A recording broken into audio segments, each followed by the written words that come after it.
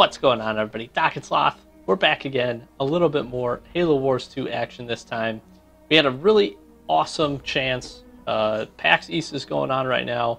The Halo Wars 2 had a little panel going on for about an hour. We're going to link to a Reddit post that has the video down below, so you guys can check out the whole thing. Like I said, it's about an hour. But they talked a lot about Halo Wars 2, the story for a good portion of it. And then for the last about 30 minutes or so, they talked about the upcoming DLC, which they said we should expect this week, actually, coming up this Wednesday, third Wednesday of every month. They're trying to get them out about, mid-month every month or just after. So we're going to actually hop in, and they talked a ton about the new leader. Me and Sloth have had a chance to take a look. They essentially spoiled all of the Blitz cards, as well as the leader tree. So those are the things we're going to talk about. Pretty cool. Initial impressions is pretty cool up front. I do have my concerns, but we'll get to those here in a little bit. Sloth, anything you want to say just up front for the folks out there? Well, I think it's just going to be important to keep in mind. This is something that we talked about. Is they are going to want to keep things canonically a little bit more accurate, and as such, we're not going to have like any really crazy units just kind of pop out.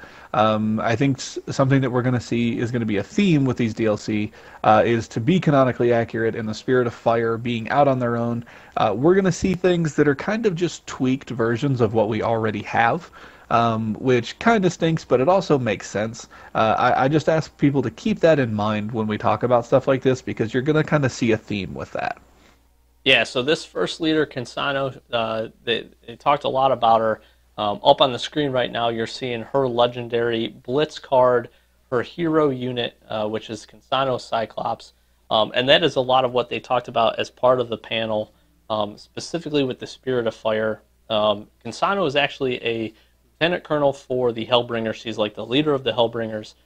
So everything we're going to see is going to be Hellbringer-based, flame-based, essentially. And then actually Blast is going to be a pretty heavily influenced theme.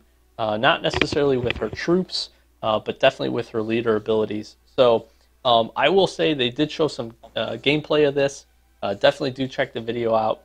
She seems like a really cool leader. Now, one thing with the Hellbringers, and I guess I'll voice my concerns right up front, Hellbringers really have not been that good. And we're going to see a couple cards later. We get some veteran Hellbringers. We get some different variations of the Warthog.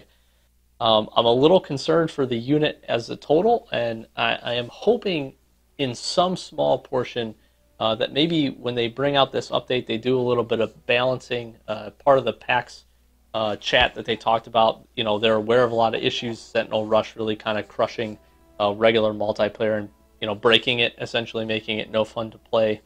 So I'm kind of hoping we'll see some of the balancing stuff like they just did, maybe in a smaller version for some of these units, but we will see if the Hellbringers continue to stay kind of as weak as they currently are.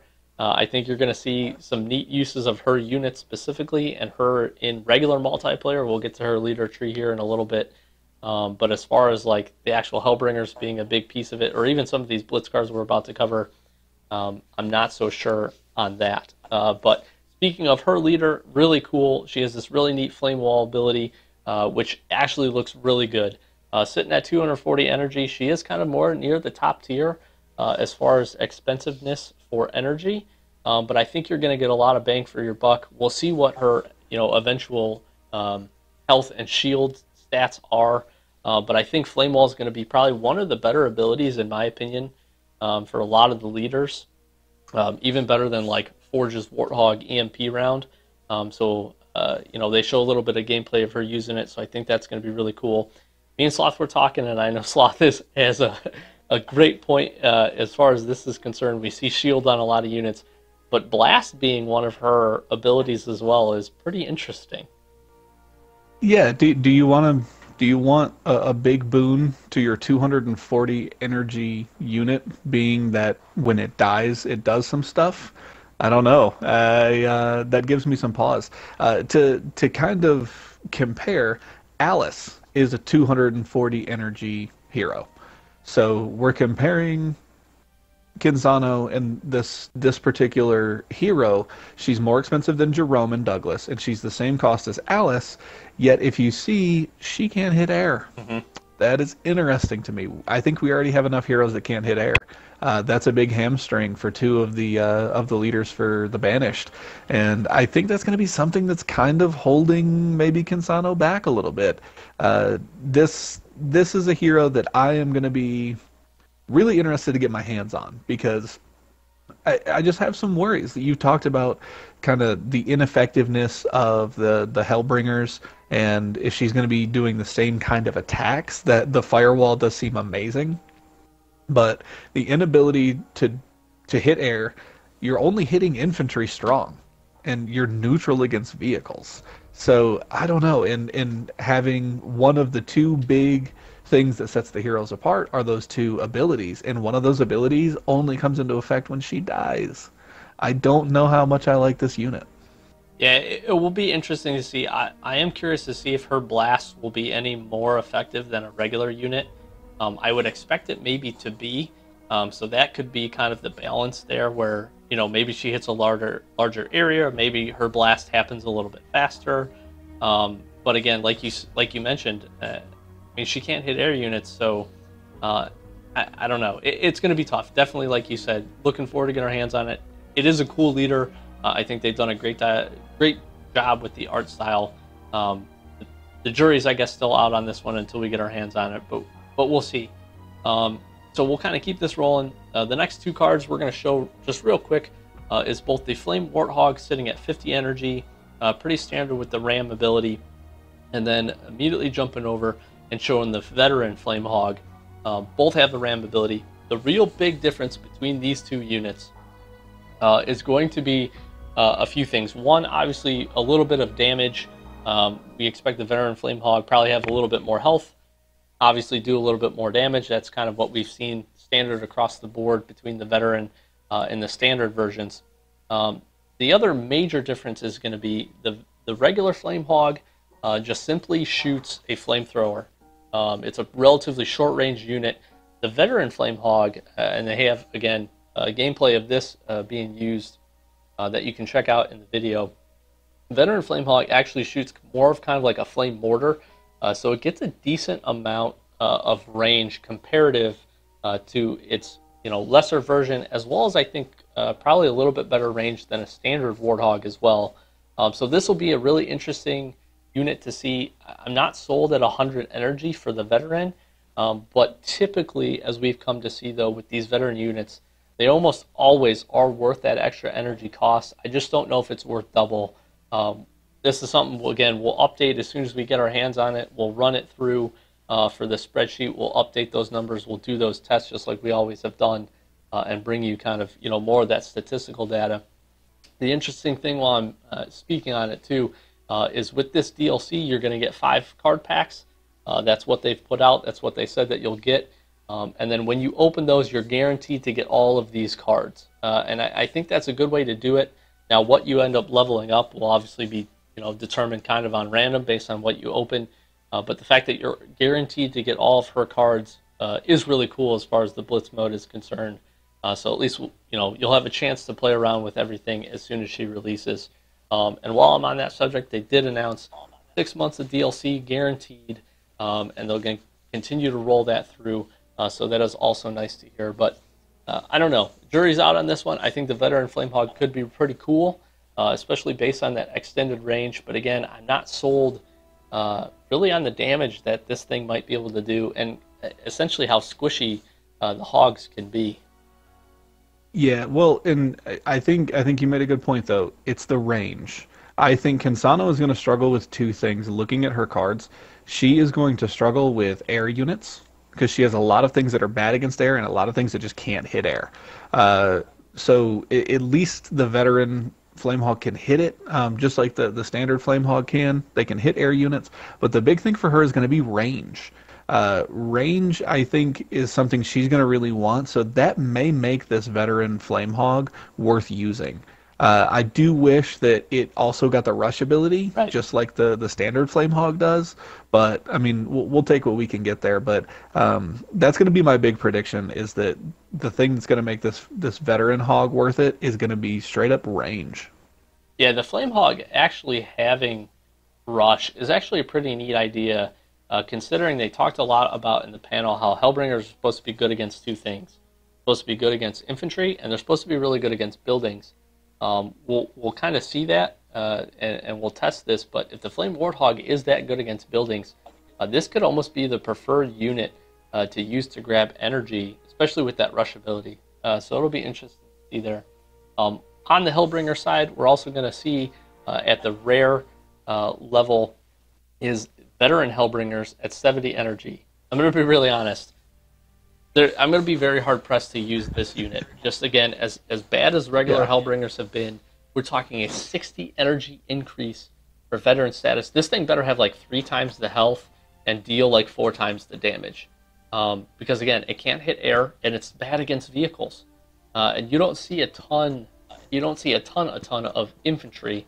I think this leader is a little bit more going to be focused again for multiplayer. And especially like those marine rushes, this would really come in handy here, having some of these units, especially her special Hellbringers, dealing a little bit extra damage. As far as Blitz is concerned, though, I'm not sold. I'm not sold on this card. Yeah, totally agree there. So that's really it for units. We'll jump into, she does get 4 leader powers, and I actually think the leader powers are going to be what make her really interesting as, you know, not only in regular multiplayer, but a Blitz leader. The first one at 60 energy we see is Hell Drop, which drops in air pods that deploy Hellbringers and burn nearby troops. I think the biggest part about this is it's essentially ODSTs. Again, you're bringing in Hellbringers, which I'm not sold on. But the fact that these pods come in and have a small area of effect damage and essentially act like maybe a single missile from Archer missiles is pretty cool. And at 60 energy, I think it ended up showing, they dropped it in, I think you get 3 of them. So you get a few more units, 1 additional unit compared to the ODSTs. We'll kind of see how this one plays out, but doesn't seem like a bad low energy drop if you use it correctly. Yeah, and I can see it being used really effectively, like you said, like a single Archer missile. We're fighting for B, just kind of pushing in. They have a big army. Just pop that down, pop the Hell Drop down right in the middle of them, because it's going to do that burn damage, and it's also going to give them something else to shoot at. Right, absolutely. I think her leader abilities pair up pretty good, especially when we look at our next one, which is Hell Charge. Sitting again at uncommon 80 energy for this one. This was really interesting, something they used in regular multiplayer during the panel, and this boosts target unit speed and damage, which seemed like to do a pretty decent amount, but then they essentially all get blast on death. It looked like a small area of effect from what I can remember, but this has the potential to be really good and essentially play like a card that could essentially trap opponents on a point, you know, especially if you have a few things defending and they pull a whole army. You use 80 energy, you try to defend with what you have.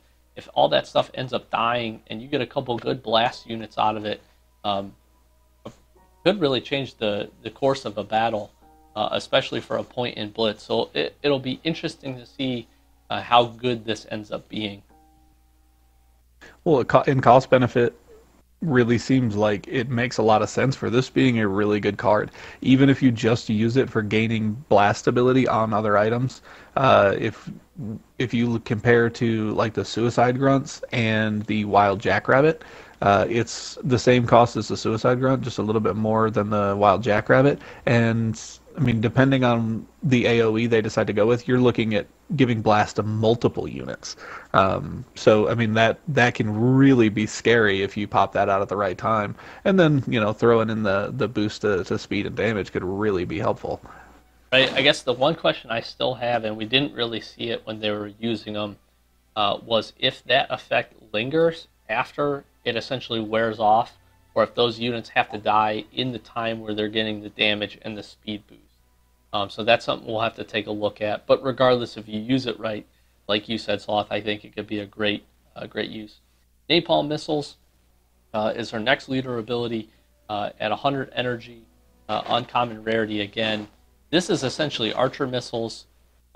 It literally fires the same path. The only thing that this does additionally is it leaves a small burning area of effect afterwards. So nothing too crazy here. Again, this is kind of along those same lines of Spirit Fire's out there kind of by its lonesome, so they got to modify what they have. So a neat leader power. I don't think this will be game changing, but it has potential to be pretty good and really to kind of just slow down pushes, especially if whatever you use this on doesn't completely get destroyed by the initial strike. Some of that extra burn damage will, maybe make them stay away from the area for a little while. And this is what the kind of the card I had in mind when I asked at the very beginning that we just kind of keep an open mind, because this is, like you said, is just archer missiles with some fire. Hell Charge is basically Decimus's Boundless Fury. Hell Drop is just ODSTs with some flame on them, and we have the Warthogs just with flame on them. So that's just why I said that. But it's a good point, and you reiterated it. It's just it kind of makes sense canonically. So I mean that's just kind of why we talked about keeping an open mind. But the napalm missiles seem cool. I mean, what's cooler than archer missiles with some extra flame on them? Right. Well, what is cooler, Sloth, is her final her final leader power essentially, which is Inferno. This at 180 energy, dropping in at the rarity cost. This essentially does a huge initial amount of damage, covering the ground in waves of flame, and then creates a lasting Inferno. It's the lasting Inferno piece that I think could be really beneficial, especially in Blitz mode. Area effect looks pretty big. It looks about the size of a standard point. So dropping that in, getting a huge blast, taking out a ton of units, and 180 energy, honestly, it's pretty good. Especially for the amount of damage it looks like this thing is going to be able to do. And then we see, again, that lasting burning area of effect damage is going to just stop units from moving into it. Now, I don't think that damage that it's going to cause is going to be super great, over a small period of time. So if you have a unit that rolls in there on accident and you pull them out, they'll take a little bit of damage. But I also think it's going to be good enough that you can't just leave a unit sitting in there. So I really like this one. I think this is going to be one thing that makes her honestly pretty powerful in small instances and if used correctly. Yeah, and this is going to be something that I'm super excited to get my hands on. Inferno is definitely my favorite card from what we've seen from this leader so far. So I'm really excited. We will be doing, like Doc said, all these unit comparisons, and we'll be trying all this kind of stuff out. So I am really pumped for that day. And don't forget deck builds. We will definitely be bringing a deck build once we get a little bit of playtime. Oh, yeah. So the last thing we do want to talk about, we got two other things. Multiplayer skill tree. They actually revealed the whole thing, which I thought was really cool. You guys can see it up on screen right now. We see again a little bit of some other leader powers that are kind of shared across UNSC units, which is totally fine. We get the turret drop, and then we get quite a few actually new stuff with her as well, as far as her hell drop, which is similar to her card that we see in Blitz. We get some passive abilities, Redline and Heat of Battle, which are both just passive pump abilities.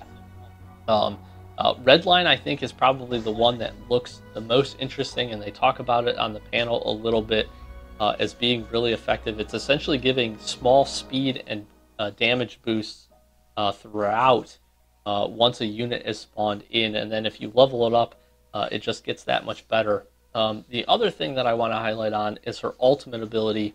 Obviously, we get the Inferno, which is, again, really cool. Super excited to see that. But Firestorm Battle Group was probably the biggest surprise to me. It reminded me a lot of Forge's Grizzly Assault, where he's dropping in those veteran Grizzlies.